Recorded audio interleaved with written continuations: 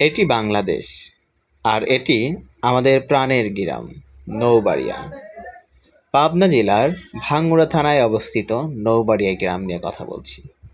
প্রকৃতির কোলে জড়িয়ে থাকা এক টুকরো শান্তি, যেখানে সকাল শুরু হয় পাখির কুজন আর শিশির ভেজা ধান খেতে সূর্যর মোলায়েম আলোয়।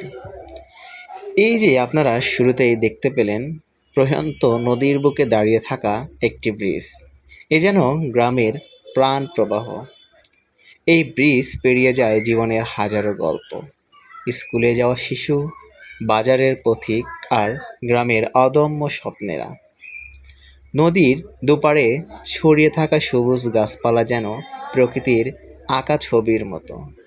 পাখির চোখে তাকালে দেখা যায় প্রকৃতির কোণেই জীবনের গল্প, ভালোবাসার ছোঁয়া।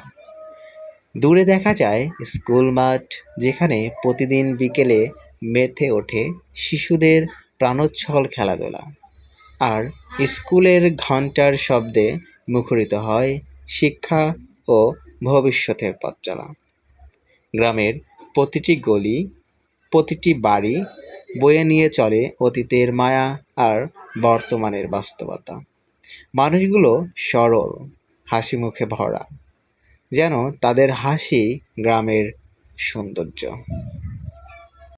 এই নৌবাড়িয়া শুধু একটা গ্রাম নয়, এটা আমাদের শিকড়, আমাদের গর্ব। এটাই বাংলাদেশ, পাখির চোখে দেখা ভালোবাসার বাংলাদেশ।